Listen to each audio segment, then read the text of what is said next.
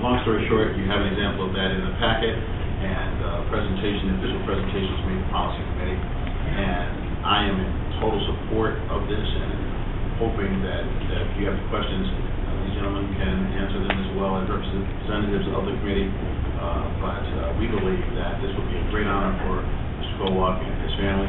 And what will happen, of course, is this will be a banner put up on the wall of the court as opposed to imprinting into the court.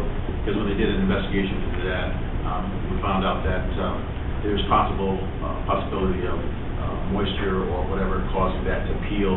So they wanted to do something that would not do damage to the floor or create any possibility of that peeling. Last but not least, this, of course, is going to be done at no cost to the district. The gentlemen who have been a part of this committee have raised all the funds necessary to make this possible. Are there any questions?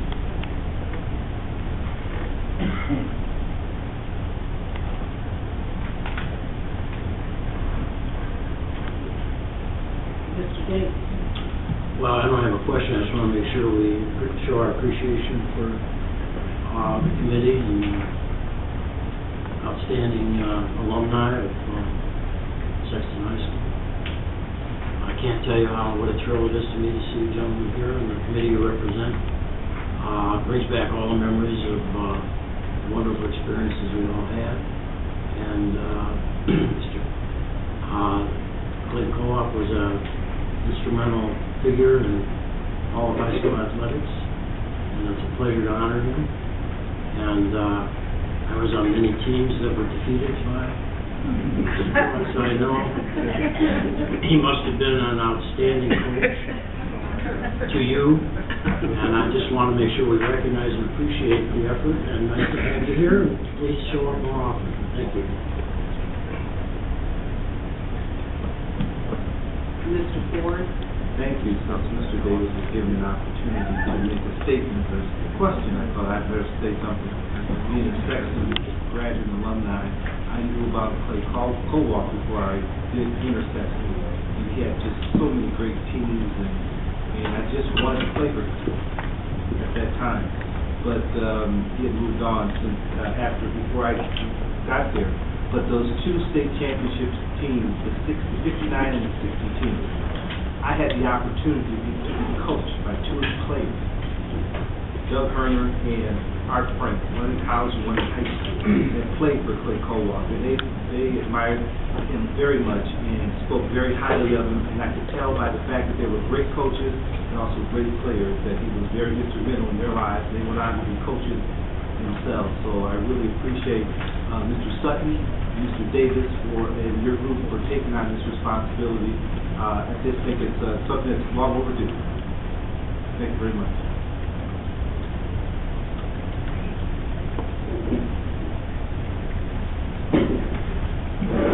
I'd just like to let the board know that Mr. Kowalk's daughter is in the audience tonight, Karen Odell. And Karen, during both the 59 and 60 seasons, was a cheerleader. I don't remember her exact age, but she was a cheerleading spot. But she's here to this evening.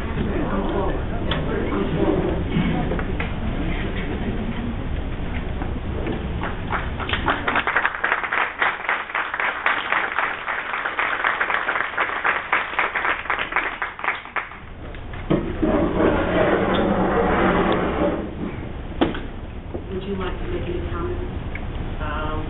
Everything they've said has been true, honest. He was a wonderful man. Are there any other comments or questions? Mrs. Ford. Just to share, and the committee members already know this, but to share with the rest of the board, the policy committee, in accordance with our policy on naming of facilities or parts of facilities, indicated to them that they would make the presentation tonight at the public meeting, and we offered to have them, we can't vote tonight, we have to vote at a subsequent meeting. We offered to do that at a televised meeting in November, but they want to move ahead with it more quickly than that, so they are going to come back to our first meeting in November, at which time we will vote, and then I hope we'll all be invited to the actual ceremony when they name the floor. But I wanted to let you know that was the process we're going to follow. Thank you. And Mr. Koach was a wonderful man. As a Sexton graduate also, he was there when I was there, and he was a terrific teacher and a terrific coach. Anyone else?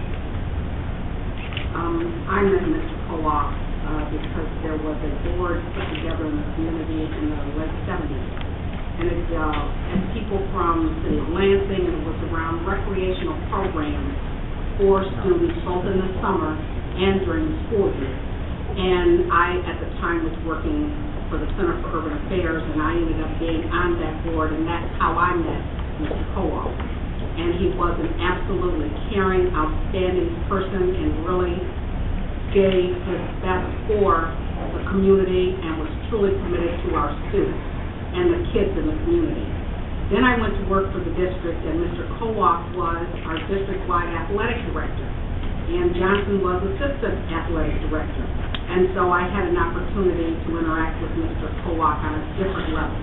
So while he may be home to Sexton, and Sexton is where he came from, he really contributed to the entire district when he was our district-wide athletic director. And so thank you, people from Sexton, for putting together a committee to bestow this honor on him, and I, too, look forward to being invited to the ceremony.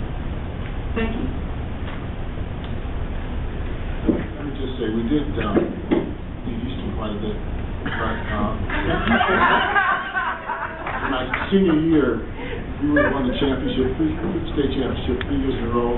We got beat in the districts by Eastern High School, who we had beaten twice before during the regular season. So we said, well, we got this, we got to play Eastern. Who do we play next? Well, we lost to Eastern my senior year after we beat Eastern twice in the regular year. So it's a lesson learned that you can't overlook anybody. So I still remember that to this day, being upset by Eastern High School. I won three championships in a row.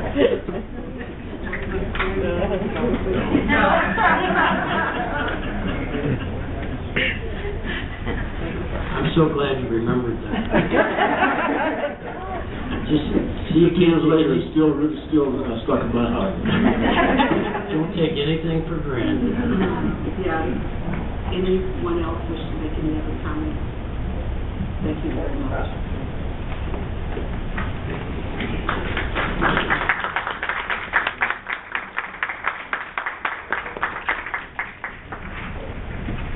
Mr. Davis, if you stay right there. Ms. Ralph, would you join Mr. Davis? The next item is a report on district-wide music program.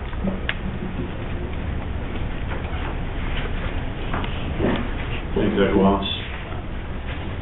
Previous board meeting, there was a question about the amount of music that is present in the district, and I asked our Director of Elementary Education, who is also responsible for student services, Mrs. Rouse, to put together information on that, and she has that information tonight. It is in your packets, but I'd like to ask Mrs. Rouse if she would review that with us. You didn't say I was also in charge of AMPI. In your package, you have a sheet and a couple of corrections. What you have for AMPI was last year, because we don't have a pull-out program. And the two teachers under Lions and Mount Hope, I don't know how their names, those were the regular classroom teachers. The music program, band, string, and orchestra in elementary schools, it's a pull-out program for fifth graders. They meet twice a week for 45 minutes a week. The beginning of the year, they tend to have a lot of students try out. A lot of students are in the program, and it tends to dwindle through the year. And by the end of the year, I know building principals and even music teachers have been concerned that they have not been able to sustain some of those numbers. So this is what we've had in the past as far as our music program. The other music program, which is part of art, music, PE, and media, that provides release time. Each elementary classroom gets 2 30-minute or 1 hour of music instruction a week by a music teacher. And they have a curriculum that they follow that has been approved, and they're in every school. And then we kind of call them our traveling AMP staff. Your second sheet is what's happening now in our secondary schools.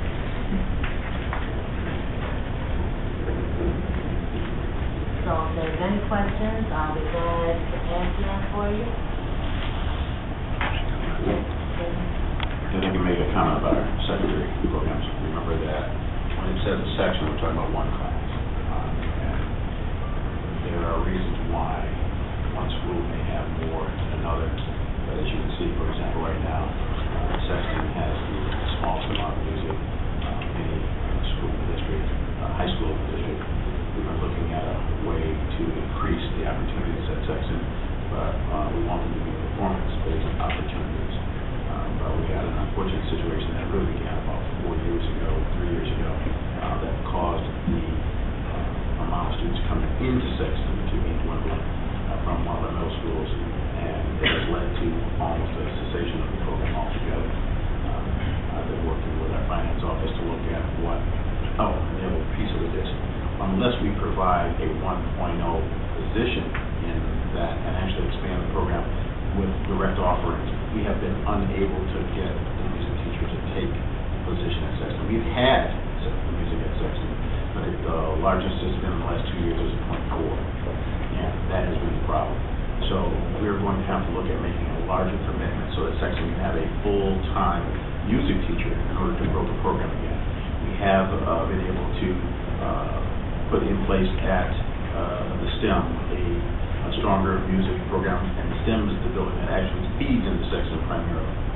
And when you look at the other 2 high schools, we have very strong feeder programs that feed into Eastern and into Everett, and that's what has led to the success of the program.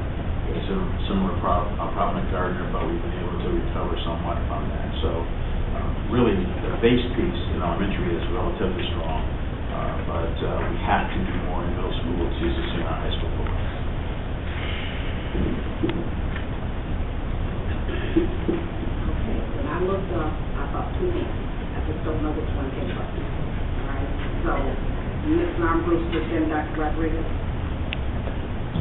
Thank you. I just have a quick question. I see where at Pat Gill we have intermediate and advanced band, but there's no beginning. And then we have just